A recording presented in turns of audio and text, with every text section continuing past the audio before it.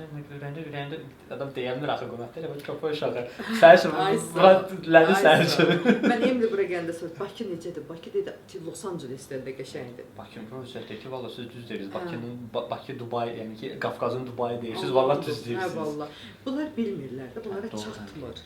Bizə geridə qalmış kimi baxırlar, bizə inkişafsız. Can you ask her to pull the flowers a little closer to her, but in the same, like along the wall? Closer to her. Yeah, a little like that, but yeah. Zəhmət olsun güldanı, divar bax o istiqamətə sadəcə biraz öz-özə yaxın qoyun. Yeah, perfect. It's okay? Yeah. Əla. Hələ qoblar sabah Qubaya getsinlər. Yox, artıq uca sabahdan qayıdırlar. Keçən həftənin ikinci günündən gəliblər. Sabah qayıdırlar. Hə, sabah artıq bu arxamdakı qayıdacaq ilk öncə. Bu da yekun çəkilişlərdədir. Yekun çəkilişləri eləyib 30-u səhər uca bu qayıdır. Bunlar çerez hara gəliblər? Uçuşu deyirsiniz. Bu hündürboy yol Los Angeles'dən gəlib Bostona, Bostondan İstanbula, İstanbuldan Bakıya. Oyda. 3-4 dənə samolyot dəyişib. Elə də qayıdır abratına. Arxamdakı isə birbaşa Tel-Avivdən gəlib bura. Bakı arası birbaşa reysləri var. Elə də biz birbaşa çerez Moskvaya getdik. Moskvadan Los Angeles'ə. Bu da daha yaxın gələ bilər, amma nə çerez bilim Moskva gəlmədi. buradan 2 saat yarım, o 13 saatda, 15-16 saat yol getdik. Biz buna təklif elədik ki, biz Los Angeles'dan uç New York'a, New York'dan birbaşa reys var da Bakıya. Razılaşmadı, dedik mənlə Bostona gedib oradan gəldik. Ucuz başa gəlmək üçün çerez gəlirlər. Bəlkədir. Mən də dedi, okey, özün bilərsən. Yəni biz qarışmırıq orasını yaxşı.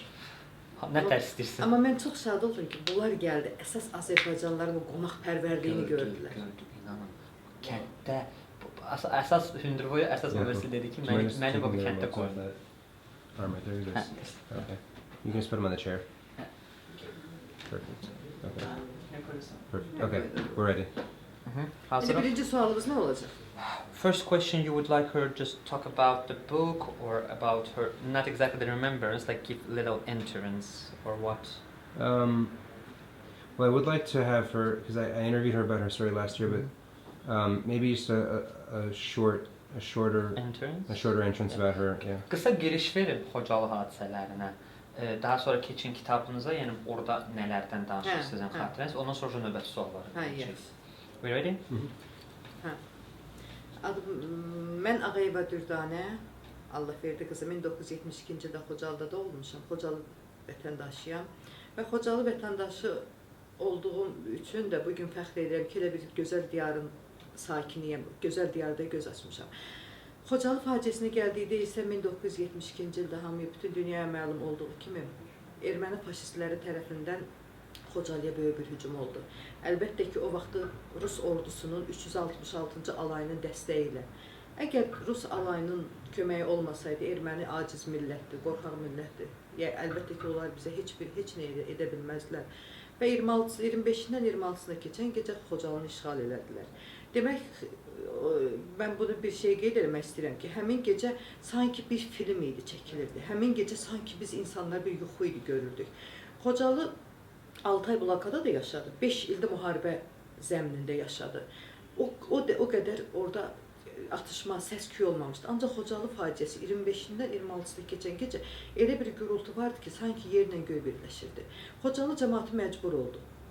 Artıq ermənilər aeroport alanda məcbur olduq, meşə yoluna çıxdıq. Hamıya məlumdur ki, meşə yoluna çıxanda insanlar nə zülüm çəkdi. Qarqar çayına girib, buz kimi qarın üstündə yerimə insanlarımızın ayağını dondurdu. Çox insanlarımız meşədə dondu qaldı. Çox insanlarımızın ürəyi partladı, öldü. Çox insanlarımızın hələ o atışmaya qədər, ermənilər bizim qabağımızı kəsənə qədər, bilirsiniz nə qədər itkilər verdik biz. Və həmin gün səhər saat 6-7 radələrində də ermənilər qarşımızı kəsdi və dinc əhalini atəşə tutdu. Bu o deməkdir ki, erməni Azərbaycanın kökünü kəsmək fikrində idi. Xocalının tumunu kəsmək fikrində idi. Yəni bu əsl soyqırımdır. Və mən də bir gənc olaraq həmin gecə sağ ayağımdan güllə aldım. Huşumu itirdim. Biraz o qarın palçığın içində qalıb ayılandan sonra mən yanımdakı cəsədləri görəndə dəhşətə gəldim.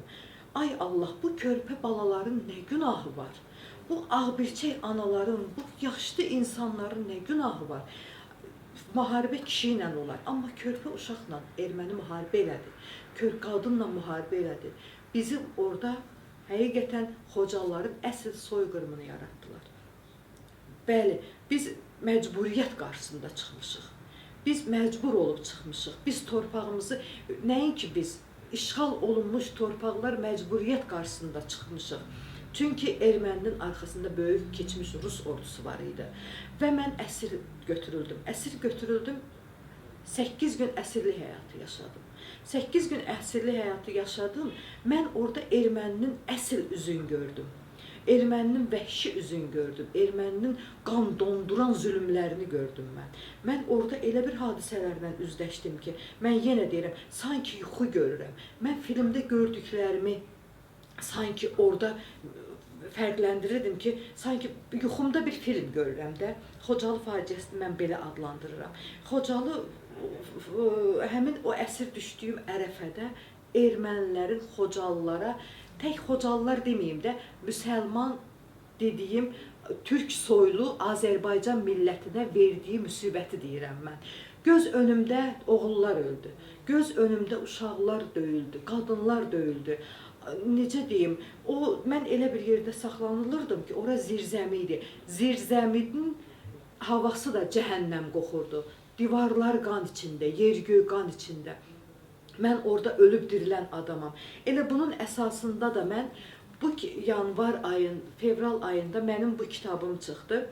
Yəni erməni zindanında 8 gün. Erməni zindan deyəndə zindandır. Amma mən o zindana cəhənnəm deyirəm. Mən o cəhənnəmdən qurtulmuş bir insanam. Bu kitabda çox, necə deyim sizə, çox insanların dilindən çıxmadığı sözlər var. Bu mənim şəxsən 24 ildə ilk açdığım sözlər bu kitabda yazılıb. Bu kitabda o zamanlar, mən deməyəcəm, bu kitabda o zamanlar 20 yaşlı rabitəçi bir gəncin həyatı yazılıb. O gənc ki, rabitə telefonistka işləyib. O gənc ermənilər bilib ki, bu qız rabitədə işləyib. Sviyaziska, ermənilər rus dilindədir. Sviyaziska sözünə görə çox işgəncələr verdilər mənə. Mən öldüm, dirildim. Sanki bir dəfə mən döyürlər, mən huşumu itirirəm və məni götürüb həyətdə zibil tayasının üstünə atırlar, əynimdə heç nə olmadan. Mən bir vaxt ayılıram və 8-10 saat mən şaxtanın altında zibillikdə qalmışam. Və mən gözlərimi açıram, aça bilmirəm. Ağız suyumla saatlar çəkib ki, mən bir gözümü açmışam. Digər gözümü ağız suyumla açmışam. Şaxta mənim hər yerimi dondurmuşdu. Heç yerimi hiss eləmirdim. Hiss elədiyimsə ağzımdakı dilim idi. Ağrımayan saçım idi. Bax, o işgəncəni onlar verdilər bizə. O işgəncə ki, yaralı bir 20 yaşlı qız uşağını, yəni 20 yaşlı bir gəncə sən bu qədər, düşmən bu qədər işgəncəmə verər. Yəni, onların acizliyi bu idi ki, qadınlara işgəncə verirdilər, uşaqlara işgəncə verirdilər. Bax, həmin hadisələr bu kitabda yazılıb. Başları kəsilən oğulların haqqında bu kitab var. Sırf erməni əsirliyində hal-hazırda da yoxdur heç, o vaxtda çəkiliş yox idi. İndiki zəmanəmiz tam dəyişib, indi müasir bir dövrdə yaşayırıq. Yaxşı ki, o vaxtı o telefon çəkilişləri, o hər dəqiqə kameralar olmayıb, o vaxtımızı çəkməyiblər. Mən bilirsiniz niyə sevinirəm? Çünki indi əhalimizin ürəyi dağlardı, ürəyi partlardı. O çəkilişləri görüb, o kadrları görsəydi. Mən ayılandan sonra, mən qışqırdım orada. O ki, zibil tayaların üstü atıblar məni. Mən qışqırdım, kimsə yoxmu? Kimsə yoxmu dedim və orada məni gəlib bir erməni təhqir edici sözlərlə apardı içəri. Orada mənim bədənimin keyi açıldıqca, inanırsınız, hər bədənimin hər nöqtəsi ağrıyırdı, sızıldayırdı. Bütün bədənim qan içindəydi. Mən bir şey qeyd eləmək istəyirəm ki, qoyun bunu bütün dünya tanısın ki, orada Əsgəran yanğın söndürmə idarəsinin rəisi var idi, Karo. Karo adlı şəxs idi ki, o Azərbaycanlıları qənimi deyirdilər orada. Və mən əsas onların milli qəhrəmanı olan Monte Melikunyan şəxsən özüm üz-üzə gəlmişəm. Şəxsən deyəndə, yəni o mənə əzab verib, o mənə işgəncə verib, o məni günlərlə döyüb, dubinka ilə, taxta qırığı ilə, o mənə elə işgəncə verib ki, hətta əllərimi ayaqlarının altına qoyub əzirdi ki, sən Sviyaziska, yəni rabitəçi olmusan, Bu əllərlə sən kömək çağırmısan. Bax elə işgəncələr verirdilər. İnanırsınız, Monte Melkonian məni bir saat dayanmadan belindəki rezin kəmərlə lüt bədənə döyüb. Buna dözmək bilirsiniz nə deməkdir? Mənim şəxsən orada ölüb dirildiyimi onlar dəhşətə gəldilər ki, səni biz öldürdük, sən təzədən yenə necə oldu dirildin? Sən sağ qaldın, müsəlmanın canı deyirdilər, möhkəmdir. Ancaq indi cavan olmuşam, Allah ikinci nəfəsi bax o zaman mənə verdi. Və bundan əlavə Karo bir sutka mənim oturdaraq stolda məni döyüb, əllərimi arxaya bağlayıb döyüb. Mən kitabımda bunun hamısını yazmışam.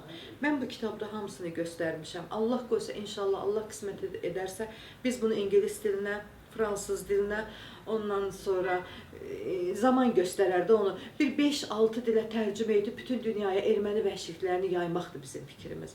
İnşallah Allah qismət eləsin. She's talking about that night, telling that it was Khojalı during this years. Khojalı was living 6 months surrounded in a surrounded status, like surrounded by Armenia. But even in that time, they have been thinking about that this in one night can make whole life change it to disaster. Armenian shoot by the rockets, shoot by the guns, everything. She cannot even describe that sound that she heard. That it sounds like skies fall down. Yeah, Even that she was so scared that all people's trying to run, trying to go through the Gargar River. Can you imagine that it was cold, it was snow, everywhere was frozen. Yep. No, I know her story very well. Yeah. Okay. So no, I appreciate you saying that. Can you ask? And you don't have to keep translating. Okay. Just like a little bit, and then that's fine. Yeah, Because okay. I remember her story very well since Okay. we met last year. But if you could ask her, we'll ask a few other questions after this. But if you could ask her just to get to talk, like ask her, one or two of the most traumatic incidents that happened, while during the 2 days and after as well, because I know they held her hostage for a while. She could mention about the few incidents of Siz əsirlikdə olduğunuz o 8 gün ərzində belə üzr istəyirəm soruşduğuma görə, yəni ən yadda qalan o işgəncə, ən ağır işgəncə